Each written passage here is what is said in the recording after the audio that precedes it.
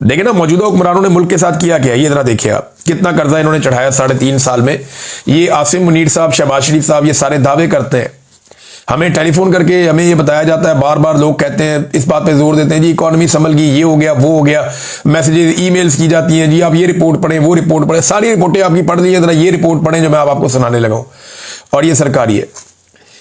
ये इन्होंने इतना खर्चा किया 3.5 साल में, ये जो पूरा एक टोला आकर बैठ गया है, मिलिट्री एस्टेब्लिशमेंट और ये चोरों और डाकुओं का मिलकर जो मुल्क के ऊपर मुसल्लत हो गया आकर।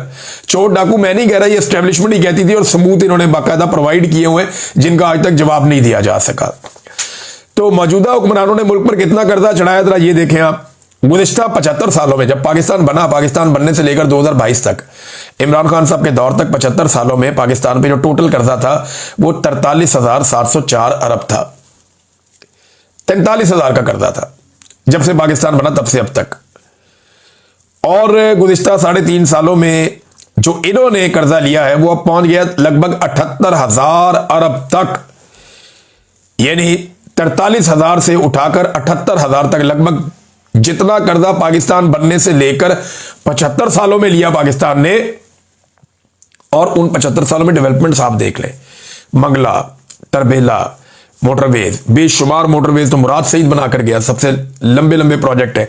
परवेज मुशर्रफ का पूरा दौर, बहुत सारे बिजली बनाने के कारखाने, एयरपोर्ट्स, ट्रेनें, बेशुमार चीजें पाकिस्तान ने बनाई पाकिस्तान बनने से लेकर 2022 तक।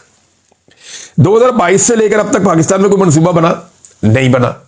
2022 से लेकर अब तक पाकिस्तान में कोई डैम बना? नहीं बना। 2022 से लेकर अब तक पाकिस्तान में कोई बहुत बड़ा कोई प्रोजेक्ट आया? नहीं आया। 2022 से लेकर अब तक पाकिस्तान में कोई एक ऐसा नया बड़ा मंसूबा आया हो जिसको हम कह सकें कि ये दुनिया के सामने हमने रखना है? तो नहीं हुआ। तो जिस दौर में बहुत काम हुआ उस दौर का सारा कर्जा 43,000 अरब, और जिस 3.5 साल में कुछ नहीं हुआ उसका कर्जा 34,000 अरब।